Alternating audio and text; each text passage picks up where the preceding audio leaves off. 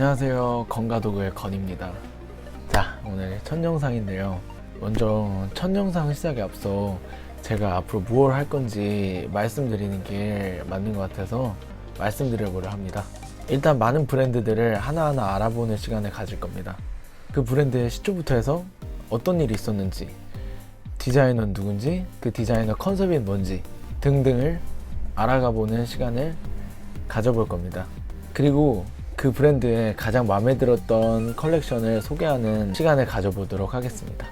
그리고 그 다음은 그 브랜드처럼 입어보기인데요. 아무래도 제가 소개하는 브랜드들은 고가의 제품도 있을 수 있어서 입어보기 시간에는 집에서 충분히 있을 법한 아이템, 혹은 시중에서도 저렴하게 구할 수 있는 아이템, 혹은 빈티지 제품들로 그 브랜드에 대해 쉽게 다가갈 수 있는 방식으로 입어보는 시간을 가져보려 합니다.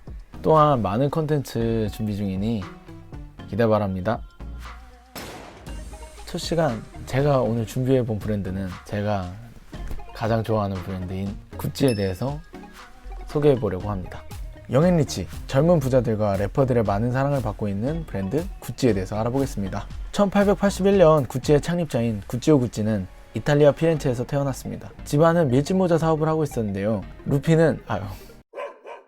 구찌는 그게 싫었는지 가출을 하고 맙니다. 가출을 한 구찌는 세계의 귀족들이 모이는 영국의 사보이 호텔에 가서 일을 하게 됩니다. 그러면서 자연스럽게 귀족의 문화를 배우며 커갔는데요. 1902년 21살의 구찌는 다시 고향으로 돌아와 가죽 공방에서 제조일을 배우며 호텔에서 일할 당시 귀족의 문화에 대해 배운 지식을 바탕으로 귀족들의 취향과 니즈를 저격한 구찌라는 브랜드를 1921년 만들게 됩니다. 구찌는 가죽 전문점을 바탕으로 초반에 승마용품을 제작, 나아가 가방, 신발, 벨트, 시계 등을 만들며 세계에 이름을 알리기 시작했습니다. 초반 구찌는 승마용품을 만들었는데요.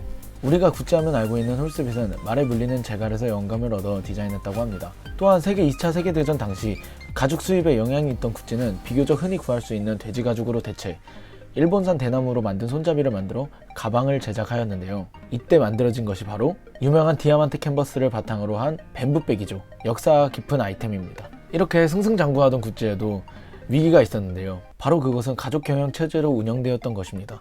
설립자인 구찌오 구찌가 죽고 난 이후 가족들끼리 경영권을 놓고 아주 혼비백산이 되었습니다.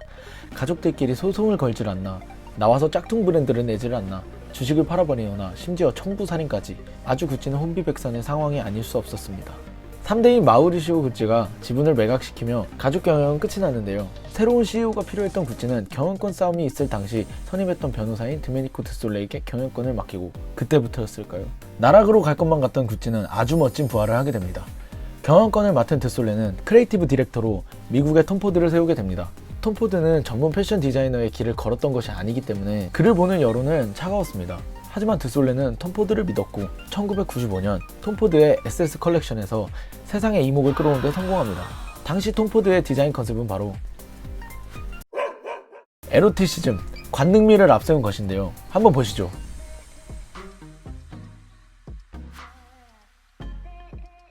아주 좋네요. 몇몇 여론은 너무 자극적인 게 아니냐라는 시선도 있었지만 미디어는 반응했습니다. 이후 중년용 브랜드 이미지를 탈피, 젊은 층의 관심을 얻어내며 여러 유명인사들이 구찌를 선택하게 됩니다. 1년 만에 구찌는 완벽하게 살아나며 2년 뒤 매출이 5배나 뛰어 브랜드 가치 상위권을 유지하는 데 성공했습니다. 그렇게 톰 포드는 2004년 구찌를 떠나게 되고 2006년 프리다 지아니니라는 디자이너가 구찌를 맡게 됩니다. 그녀는 기존 구찌의 관능미와는 정반대로 여성성과 서정성을 강조한 디자인을 주로 선보였습니다. 대표적으로 플로라 패턴이 되겠습니다. 한번 보시죠.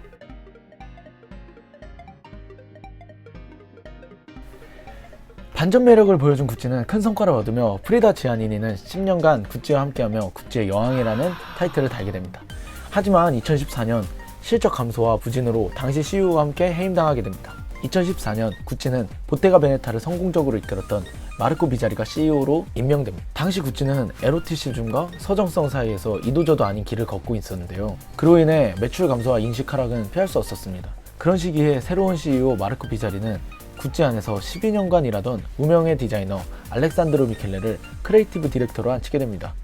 거의 무명이었던 미켈레는 톰 포드와 같이 무명의 한방을 기대하는 사람도 있었지만 상황이 상황인지라 톰 포드와 비슷하게 당시 여론은 안 좋았습니다. 하지만 CEO의 총애를 받은 미켈레는 그의 보답이라도 하듯 2015 FW 데뷔 첫 시즌 컬렉션을 말 그대로 찢어버리며 업계를 뒤집어 놓습니다. 알렉산드로 미켈레는 기존 톰포드의 간능미와 프리다 지아니니의 서정성을 조화롭게 해석하고 맥시멀리즘과 젠더리스를 기반으로 컬렉션을 선보였습니다. 또한 화려한 맥시멀리즘에 불을 지펴줄 호랑이나 뱀 같은 자연적인 심볼을 기존 구찌와 차별화된 스타일을 창조해냅니다.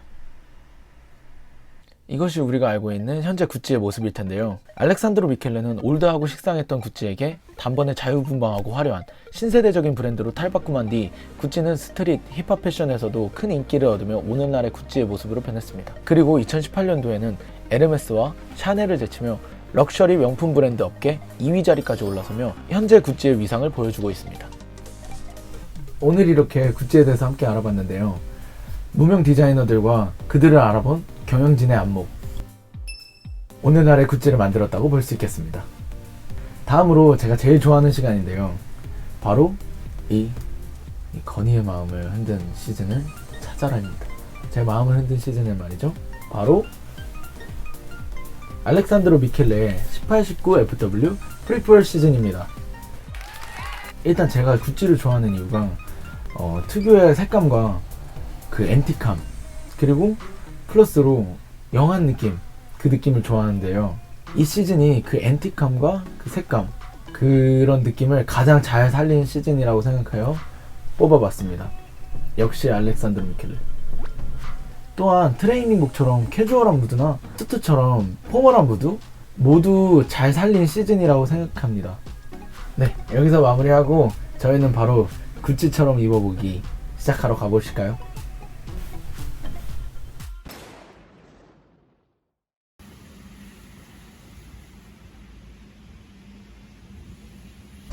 이곳은 저의 보물창고라고 할 수 있는 서울 고속터미널역의 한 구제 가게입니다.